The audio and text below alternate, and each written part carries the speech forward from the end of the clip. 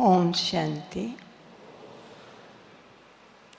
श्रेष्ठ योगी और तपस्वी जीवन, ये शब्द सुनते ही साकार प्यारे बाबा सन्मुख आ जाते हैं। परम श्रेष्ठ योगी जानना हो, तपस्वी जानना हो, तो साकार बाबा के एक एक सेकंड के आध्यात्मिक जीवन से हम बहुत अच्छी तरह जान सकते हैं। जिन्होंने ईश्वर का एक भी महावाक्य कभी मिस नहीं किया, धन्य थे वो जिनके मुखारबिंद से स्वयं सर्वशक्तिवान ने ज्ञान का उच्चारण कर प्रथम उन्होंने सारे ज्ञान को सुना और तत्पश्चात अन्य बच्चों ने सुना। बच्चों ने हो सकता है कभी कोई महावाक्य अपनी अलबेलाई के कारण मिस भी किया हो, लेकिन साकार बाबा ने एक अक्षर भी मिस नहीं किया। और योगी जीवन क्या जीवन होता है, वो उन्होंने अपने साक्षात जीवन से हम सब बच्चों को प्रेरणा दी। कहते एक होशियार विद्यार्थी वही है जो क्लीन और क्लियर माइंड से दक्षित होकर के पढ़ाई को ठीक से पढ़ता है और पढ़ता ही नहीं है, उस पढ़ाई में दिए हुए होमवर्क को पूर्ण रूपेण अपने जीवन में उतारता है और अपने जीवन को उन महावाक्यों का एक उदाहरण बनाकर रखता है, जिसका मैं आपको प्यारे बाबा का एक एग्जाम्पल देना चाहूँगी। एक बार मैं बाबा के कमरे के साथ वाला कमरा ही था, जहाँ बाद में मुन्नी बहन ने अपनी कुछ सौगातें रखनी शुरू की थी, लेकिन बिल्कुल साथ वाला कमरा जो दरवाज़ा अभी बंद हो चुका है वहाँ का, वो दरवाज़ा उस कमरे में ही खुलता था और मैं उसी कमरे में सोई हुई थी। मैंने देखा कि बाबा टेबल लैंप जला कर के कुछ कागज़ पकड़े हुए थे जिन पर कुछ नोट कर रहे थे,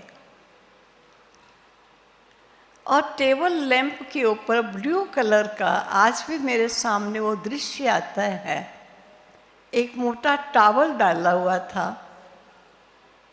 वो भी किस लिए डाला था कि बाहर सोए हुए बच्चे डिस्टर्ब ना हो इस लाइट से। मैंने प्रातः क्लास के पश्चात बाबा से कहा, बाबा आप रात को टेबल लैंप जला कर के कुछ लिख रहे थे, तो बाबा ने सर्वप्रथम मुझे ये समझानी दी कि बच्चे वो रात नहीं था, वो सुबह प्रातः 4 बजे थे। क्या तुमको टेबल लाइट डिस्टर्ब की? मैंने कहा नहीं बाबा, मुझे कोई डिस्टर्ब नहीं की, क्योंकि बाबा ने पहले ही टॉवल डाल के उस लाइट को वहाँ तक सीमित रखा था ताकि वो इधर उधर लाइट ना जाए। तत्पश्चात बाबा ने बोला कि बच्ची, बाबा ने कल होमवर्क जो दिया था, वे बाबा सुबह होमवर्क कर रहे थे। अगर मैं होमवर्क नहीं करूँगा तो मैं बच्चों से कैसे पूछ सकता हूँ कि बच्चे आपने होमवर्क किया? तो नंबर 1 विद्यार्थी जिसको कहेंगे, प्यारे बाबा के महावाक्य ही नहीं सुने उन्होंने, लेकिन एक एक महावाक्य को अपने जीवन में अपनाया और नंबर 1 विद्यार्थी बनकर हम बच्चों को दिखाया। आज हम बच्चे अपने आप से पूछें, बाबा कई बातें ऐसी कहते हैं कि बच्चे ये बात सारा दिन ध्यान में रखना, उठते बैठते इस बात का सिमरन करना, इसका स्वरूप बनना। सुन लेते हैं, नोट भी कई बार कई बच्चे कर लेते हैं, लेकिन प्रैक्टिकल सभी वो नहीं करते जो साकार बाबा करते थे। वो हमने बाबा के जीवन से देखा। आप सबको शायद ये विदित होगा कि शुरू शुरू में 4 बजे का योग का टाइम नहीं होता था। बाबा कहते थे योग का कोई समय थोड़ी होगा। बच्चे, बाप और बच्चों का संबंध तो परमानेंट संबंध है। प्रति पल प्रति क्षण बच्चों को बाबा की याद रहनी चाहिए। तो कोई पूछता था दादियों से कि कितनी देर आप बाबा को याद करते हो, तो उनका उत्तर यही होता था, ये पूछो कब हम भूलते होंगे। भूलते ही नहीं तो याद कितनी देर करते हैं। इस कदर बाबा ने अपने बच्चों के हृदय में, बाप दादा ने शिव बाबा की याद को सब बच्चों के हृदय की छाप बना दी। लेकिन धीरे धीरे जब सेवाएं बढ़नी शुरू हो गई तो बच्चे सेवाओं की तरफ ज़्यादा बढ़ने लग गए। योग का इतना चार्ट नहीं बन पाता था। तब बाबा ने प्रातः 4 बजे योग का समय निश्चित किया और मैं स्वयं जब सुना कि प्रातः 4 बजे बाबा स्वयं गद्दी पर बैठ कर के अपने बच्चों को योग कराते हैं, तो मैं खास मधुबन में आई कि मुझे बाबा योग कराते हैं प्रातः, वो समय का अनुभव और आनंद अवश्य लेना है। 4 बजे से 5-7 मिनट पहले ही हॉल फुल हो जाता था। चाहे जितने भी बच्चे थे, सीज़न था, 250 के लगभग बच्चे होंगे और सारे बच्चे 5-7 मिनट पहले सब बैठ चुके होते थे। बाबा एग्जैक्ट 4 बजे एंटर करते थे हॉल में और एंटर होते ही बैठकर सब बच्चों को साकाश देते थे। जैसे एक एक बच्चे को चुन चुन करके लाइट और माइट दे करके बच्चों की शक्ति को बढ़ा रहे हों। कुछ समय इस प्रकार बाबा बैठकर योग कराते और उसके पश्चात बाबा खड़े हो जाते और बाबा को खड़ा देखकर सभी बच्चे खड़े हो जाते। फिर बाबा लंबे तो बहुत थे, तो बाबा खड़े होकर सभी बच्चों को पुनः दृष्टि देते। कुछ समय इस प्रकार प्रत्येक बच्चे को दृष्टि देते हुए योगस्थ स्थिति में स्थित करते। कुछ ही क्षणों में बाबा का इशारा होता कि सभी बच्चे बाहर चले।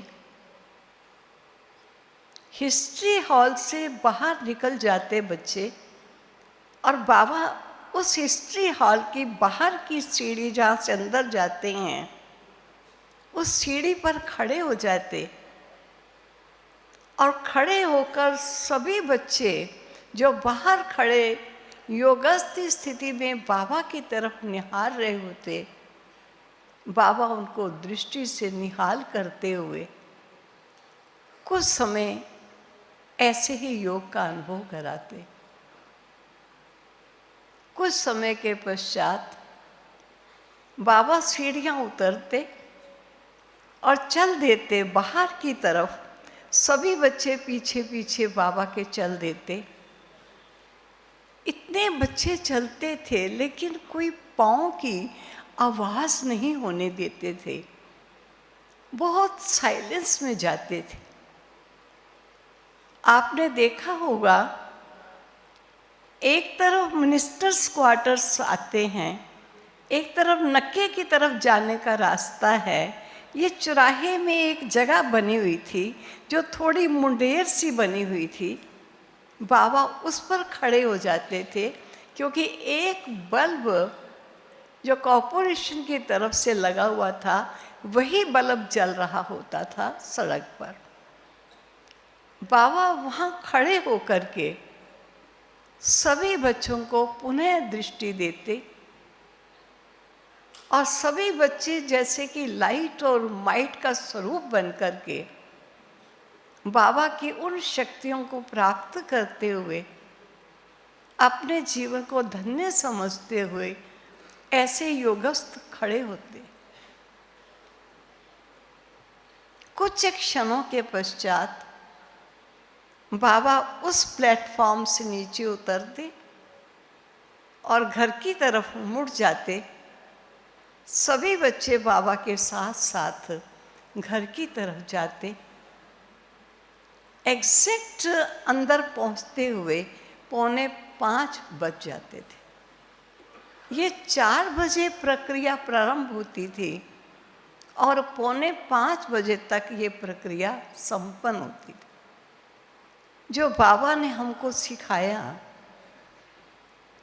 कि बैठते, उठते, खड़े होते, चलते फिरते कैसे बच्चे बाबा को याद करें। इस प्रकार बाबा ने प्रातः 4 बजे का योग प्रारंभ किया और हम उस समय इस योग का रसास्वादन करने के लिए चारों तरफ से भाई बहनें आते थे, क्योंकि बाबा ने न केवल बच्चों को ज्ञान सुनाया लेकिन योग युक्त होकर बच्चों को योग युक्त स्थिति में स्थित होने का प्रैक्टिकल पाठ भी पढ़ाया। इस प्रकार प्रातः 4 बजे का योग शुरू हुआ। उसके पश्चात तो कुछ दिन ऐसा चला जब उठते, बैठते, चलते फिरते, खड़े होते बाबा को याद करना है। फिर बाबा ने स्थिर होकर बैठकर ही बच्चों को योग कराया। ऐसे 4 बजे के योग का शुभारंभ हुआ था। तो मैं कहूँगी बाबा वो योगी और तपस्वी थे जिन्होंने अपने जीवन को ईश्वर की आज्ञा के अनुकूल कदम कदम पर चलाया और श्वास श्वास ईश्वरीय सेवाओं में देकर अपने बच्चों को बाप समान बनाने का हर समय प्रयत्नशील रहे। ऐसे बाबा की कई बातें सामने आती हैं। एक बार बाबा बच्चों को लेकर बाहर पहाड़ी की तरफ घूमने जा रहे थे, तो बाबा खड़े हो गए, सभी बच्चे भी खड़े हो गए। तब बाबा ने पूछा बच्चों से, बच्चे, गाय चराने वाला जब गाय चराने ले जाता है तो वो ग्वाला आगे चलता है या ग्वाला पीछे चलता है?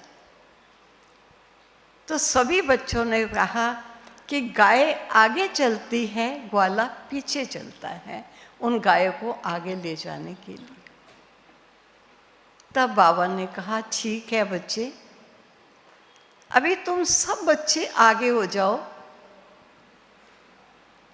और इन चैतन्य गैयों का ग्वाला पीछे चलेगा। और बाबा पीछे पीछे चलने लगे और बच्चे आगे आगे चलने लगे। बाबा ने पीछे से महावाक्य उच्चारण करने शुरू किए। अब जब पीछे बाबा महावाक्य उच्चारण कर रहे हैं तो आगे चलने वाले बच्चे बाबा को पीछे मुड़ करके ऐसे देखते हुए चल रहे हैं, सुन भी रहे हैं। हालांकि सुनते तो कानों से हैं, लेकिन सुनाने वाले को देखना जरा अच्छा लगता है। अब मैं सुना रही हूँ, आपके आगे कोई खड़ा हो जाए तो आप कहेंगे जरा पीछे हटिए, हमें सुननी है क्लास। तो इस प्रकार बाबा को सब बच्चे ऐसे देख रहे थे और देखते हुए चल रहे थे। फिर बाबा खड़े हो गए और खड़े होके बाबा ने कहा, बच्चे तुमने देखा, भक्ति में चित्र बनाते हैं कि जब भगवान मुरली बजाता था तो गैया घास चरना छोड़ करके मुरली की तान सुनती थी। वास्तव में वो पूंछ वाली गैया नहीं थी, वो तुम ही वो गैया हो जो आपसी बातचीत सब कुछ छोड़ करके और तुम गौओं के गोपाल की मुरली सुन रहे हो। वो श्री कृष्ण नहीं थे, वो स्वयं सर्वशक्तिवान श्री कृष्ण के 84वें अंतिम जन्म में प्रविष्ट होकर उन्होंने अपनी चेतन गैयाओं को ज्ञान सुनाया था। वो पूंछ वाली गैया क्या जाने मुरली की तान। मुरली की तान तो तुम गैया समझती हो, इसलिए चल भी रही हो लेकिन मुड़कर देख भी रही हो। जो गैयाओं का दृश्य दिखाते हैं कि गैया पीछे अपना घास चरना छोड़ करके मुरली की तान सुनने लगती थी, वो गैया नहीं, तुम ही गैया थे।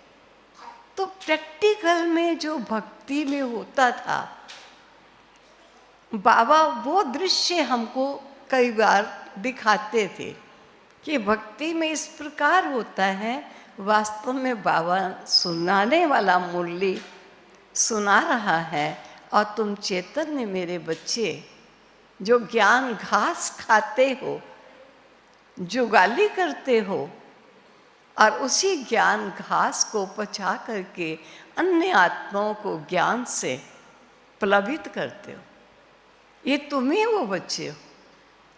तो इस प्रकार बाबा प्रैक्टिकल में हर बात बच्चों को स्पष्ट करके सुनाते थे।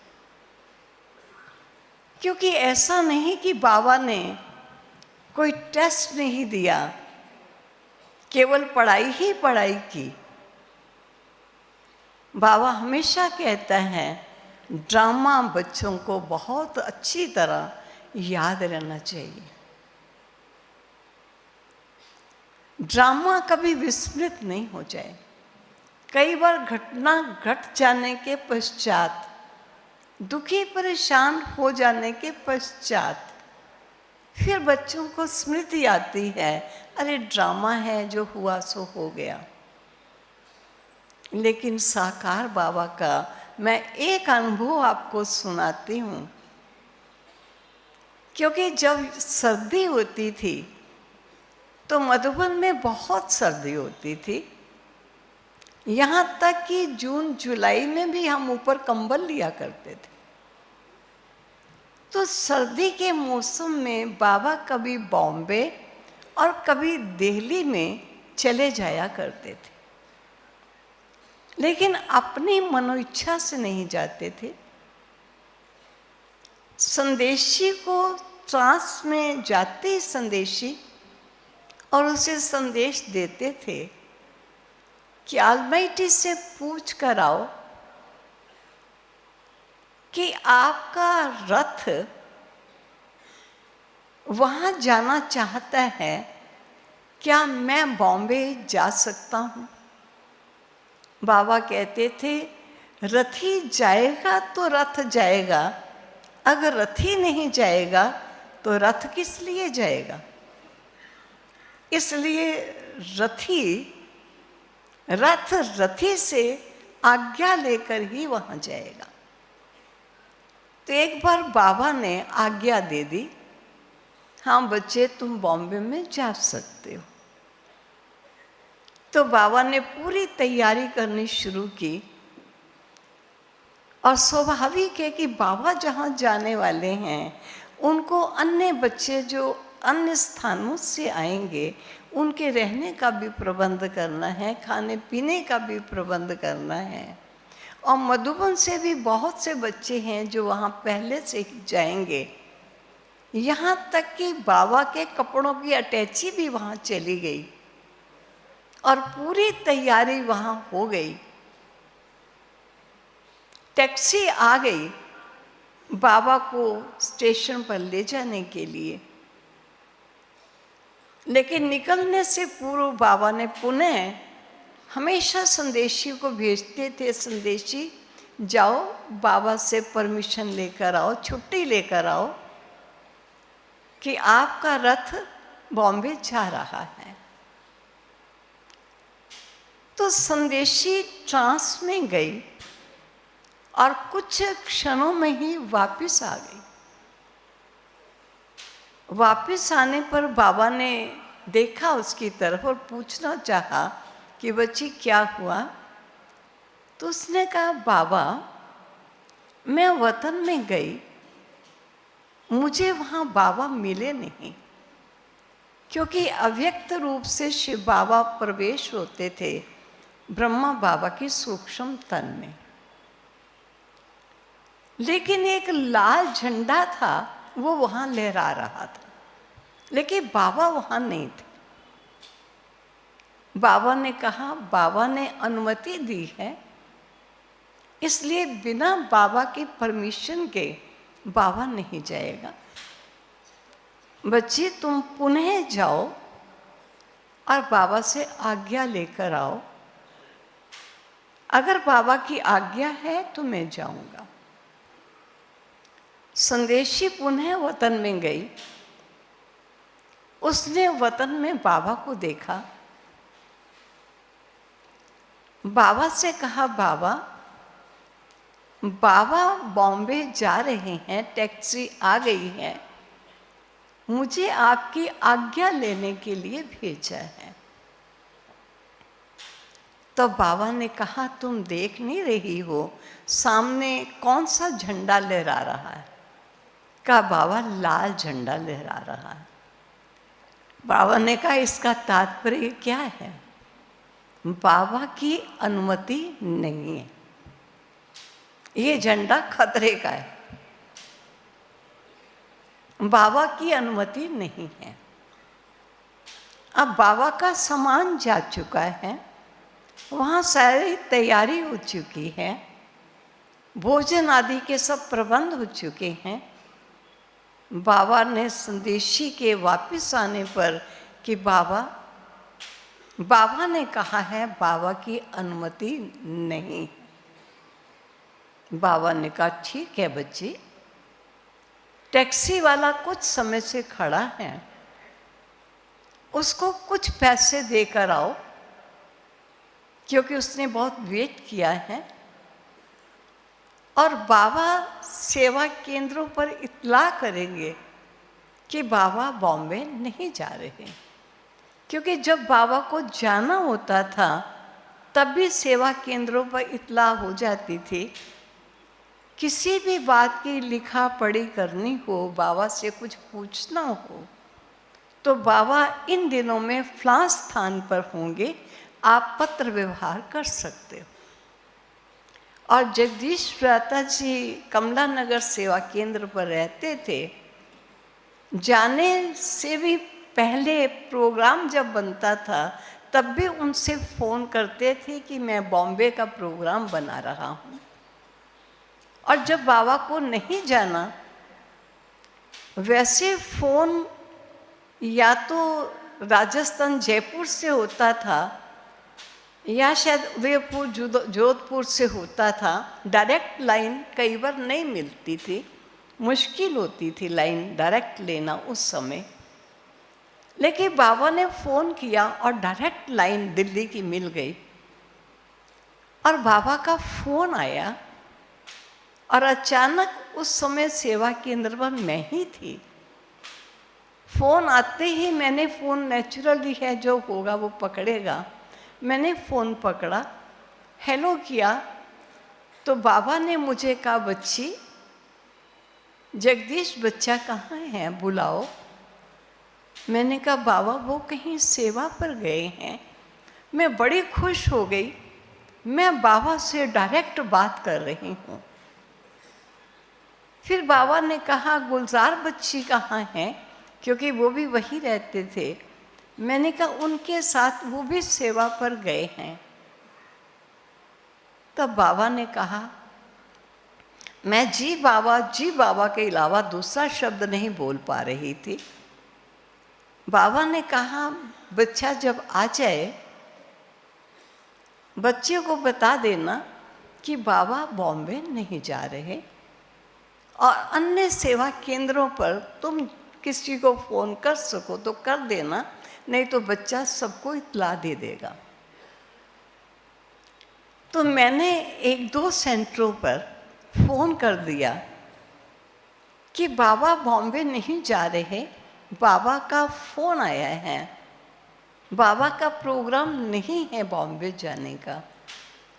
मैंने पहले दिल्ली जो मुख्य सेंटर हमारा था, जहाँ ऑलराउंडर दादी जी उस समय दिल्ली जोन को देखते थे, तो उनसे जब पूछा तो उन्होंने कहा, बताया जब, तो उन्होंने कहा कि क्यों नहीं जा रहे। मैंने कहा ये तो मैंने पूछा ही नहीं। दादी ने कहा लाल पूछना तो चाहिए ना, बाबा का प्रोग्राम है वहाँ का। मैंने गंगी दादी को भी कानपुर में भी फ़ोन मिला लिया। मैंने 2-3 जगहों पर जब तक आए, मैं बड़ी उत्सुक थी इस चीज़ की कि मैं सबको इत्तला दे दूँ। जिसको फ़ोन करूँ मुझे यही उत्तर मिले कि क्यों नहीं जा रहे बाबा, अवश्य कोई ख़ास बात है। तो मैंने कहा ये तो मुझे मालूम नहीं है। लेकिन 2 दिन के पश्चात बाबा की मुरली आई, 2 या 3 दिन के बाद, जिस मुरली में बाबा ने कहा, ऑलमाइटी ने परमिशन दी थी जाना है तो तैयारी थी, ऑलमाइटी ने ये आज्ञा दी कि नहीं जाना है तो नहीं जाना है। मेरे कई बार बच्चे बुद्धू बन जाते हैं, पूछते हैं बाबा क्यों नहीं जा रहे। मैं तो सुद्धू बन गई, मैंने तो पूछा ही नहीं। मैं कोई इतनी होशियार तो नहीं थी, लेकिन मैं इस खुशी में कि मैं बाबा से बात कर रही हूँ, तो मैंने ये पूछा ही नहीं कि बाबा क्यों नहीं जा रहे, जबकि मुझे सब पूछे कि बाबा क्यों नहीं जा रहे। तो जब बाबा की मुरली में आया कि बच्चे ये कोई पूछने की बात है, ऑलमाइटी की आज्ञा है तो जा रहा है रथ, ऑलमाइटी की आज्ञा नहीं है तो नहीं जाएंगे। इससे पूछने की क्या आवश्यकता है कि क्यों नहीं जाना। आप सोचिए, निश्चय किसको कहते हैं? निश्चय माना निश्चित, निश्चिंत, उसे कोई प्रश्न नहीं उठता है। तभी बाबा कहते हैं निश्चय बुद्धि तो मेरे कुल 8 बच्चे निकलते हैं, बाकी के निश्चय में भी नंबरवार हो जाते हैं। निश्चय का मतलब क्या है? ऑलमाइटी ने जो कहा वो सत्य है। आज अगर आपकी बुद्धि में नहीं आ रहा है तो कल आपकी बुद्धि की दिव्यता जितनी बढ़ती चली जाएगी उतनी बाबा की हर बात आपको समझ में स्वतः ही आती रहेगी, क्योंकि सत्य पिता जो बता रहा है वो सत्य बता रहा है। उसकी बात में संशय करना या क्वेश्चन करना, पहले तो बाबा ने ऐसे कहा था, अब बाबा ऐसे कहता है, ये तो बाबा जानता है ना। जिस पर मैं अपना अनुभव कई बार सुनाती हूँ कि जब सेवाएं शुरू हो गई तो शिव बाबा के कैलेंडर बनते थे ओवल शेप के, और ओवल शेप के प्लास्टिक के भी बनते थे चित्र,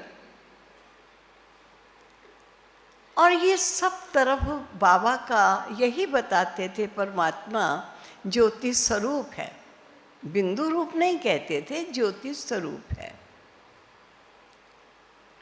लेकिन काफी समय के पश्चात जब सेवाएं शुरू हो चुकी थी और ये कैलेंडर बन चुके थे,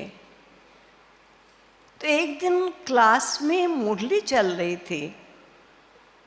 मुरली के मध्य बाबा ने कहा कि आज बाबा अपने बच्चों को अपना परिचय देंगे। आप सोचिए, 14 वर्ष तक तपस्या हुई, सेवाओं का शुरुआत हो चुका है, और आज ऑलमाइटी साकार तन द्वारा बोलते हैं कि बाबा अपना परिचय देंगे, तो सब बच्चे आश्चर्यचकित होकर बाबा की तरफ देख रहे थे।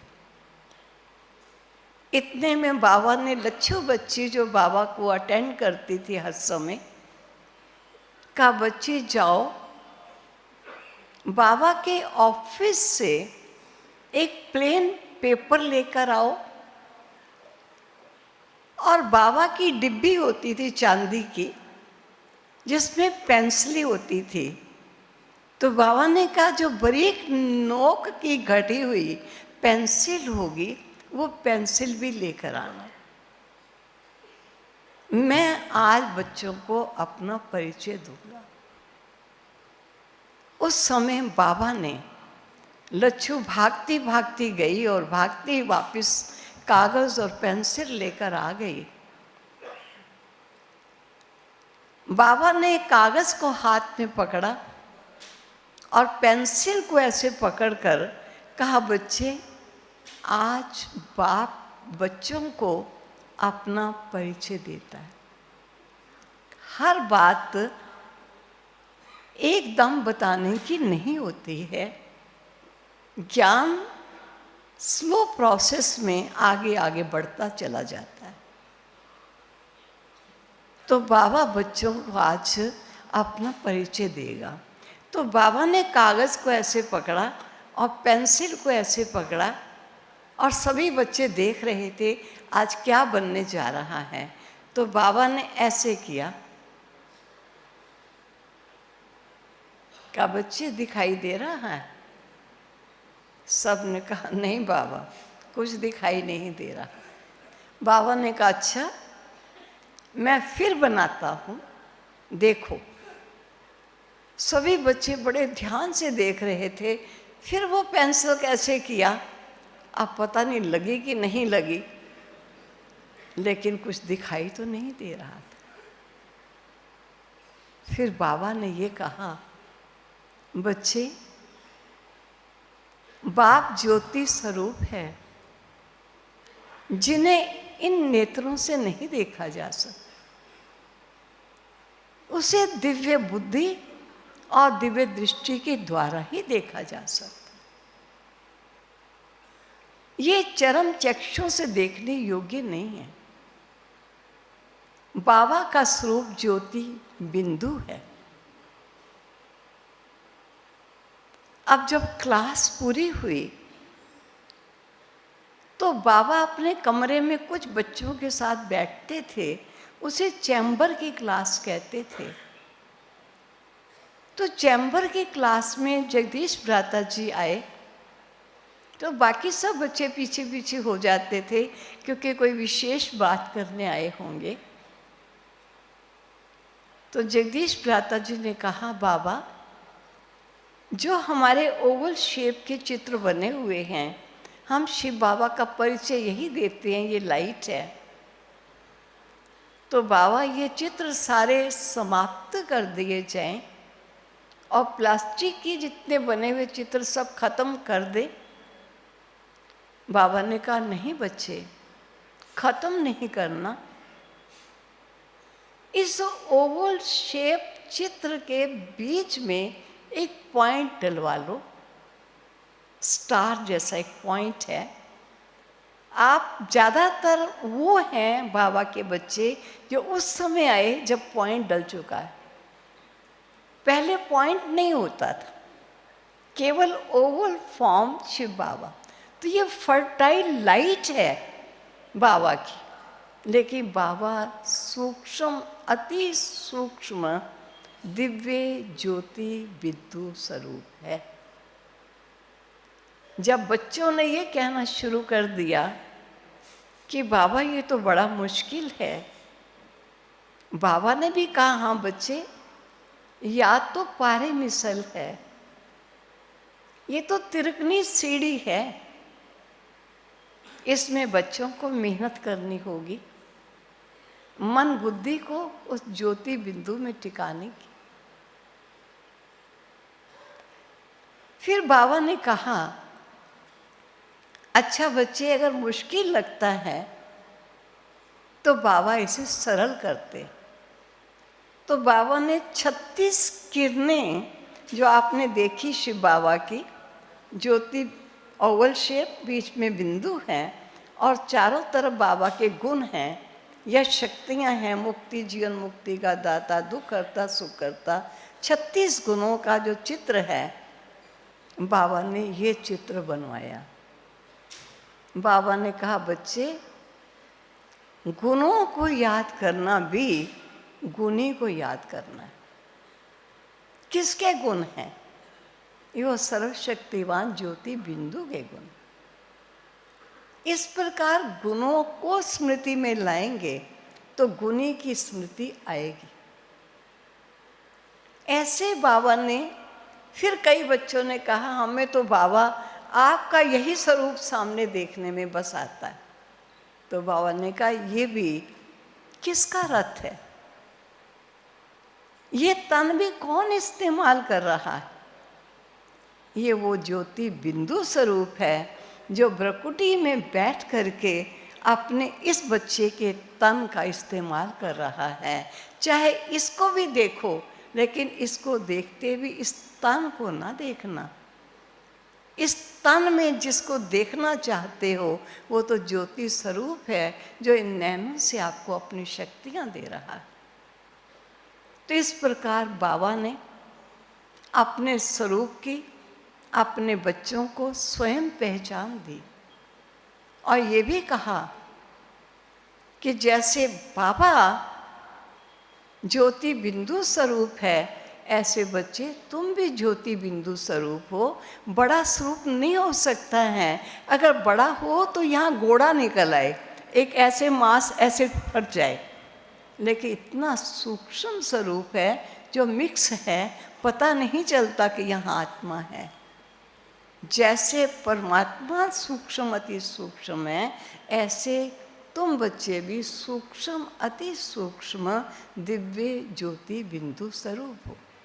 अपने स्वरूप को पहचानो, बाप के स्वरूप को जानो, इसी का नाम तो योग है। जब तक स्वयं को आत्मा नहीं समझा, बाबा से बुद्धि का योग कैसे लगेगा? देह समझने से देहधारियों की तरफ बुद्धि का योग जाएगा और देहधारी को अगर देखेंगे तो एक ही नज़र में सारी देह दिखाई नहीं देगी। कभी मस्तक की तरफ ध्यान जाएगा, कभी मुख की तरफ ध्यान जाएगा, कभी इधर ध्यान जाएगा। बच्चे, मन को एकाग्र करने के लिए मैं ज्योति बिंदु हूँ और तू भी ज्योति बिंदु है। ये प्यारे बाबा ने हमें अपने स्वरूप की स्मृति दी और हम बच्चों को हमारे स्वरूप की स्मृति थी। अब मैं आपको एक उदाहरण देना चाहूँगी कि बाबा अपने बच्चों को कैसे मदद करता है, क्योंकि आप में से बहुतों को ये मालूम है कि यज्ञ का एक समय ऐसा भी आया था जिसमें यज्ञ काफ़ी कठिनाई से गुजर रहा था। एक बार का ऐसे भी बात हुई कि कुछ बहनों को लूज मोशन हो गया, लेकिन विश्व किशोर भ्राता जी जो उनके लिए दवाई लाएं, उसके लिए उनके पास पैसे नहीं थे। उनके पास केवल एक गोली के पैसे थे, 4 बहनों के पेट की दवाई लाने के पैसे नहीं थे। उन्होंने एक गोली लाई, उस एक गोली के 4 हिस्से किए और 4 हिस्से करके चारों बहनों को खिला दिया और चारों के लूज मोशन ठीक हो गए। ये तो निमित्त था। बाबा अपने बच्चों की परीक्षा भी लेता था, निश्चय का पेपर भी देखता था, किस कदर बच्चे चलते हैं। जब बाबा ने बच्चों को कहा कि बच्चों को केवल मात्र बाजरे की रोटी और लस्सी मिलेगी और कुछ नहीं मिलेगा, चाहे किसी को लूज मोशन है या बुखार है या टाइफाइड है, लेकिन यही मिलेगा। कुछ बच्चों को मन में संशय आया, हमने मरना है क्या? इतना बुखार है और हम लस्सी पिएं और डोडा खाएं? और सचमुच वो बीमार ज़्यादा हुए। लेकिन जिन्होंने निश्चय रखा आलमाइटी यज्ञ आलमाइटी का है, जिस हाल में तू रखेगा हम उस हाल में राजी हैं, वो तंदुरुस्ती को प्राप्त हुए, ठीक हो गए। तो एक बार हमारी एक दादी जी, मैं बात वही सुनाने जा रही थी, मैं घड़ी को देख रही हूँ क्योंकि 7:30 बजे दूसरा प्रोग्राम है। तो हमारी एक दादी जी, मैं नाम नहीं बताती अभी, बहुत बीमार थे और इतने बीमार थे कि डॉक्टर उनकी बीमारी को डायग्नोस नहीं कर पा रहे थे। बॉम्बे में ले गए, लेकिन तब भी डायग्नोस नहीं हो पा रही थी।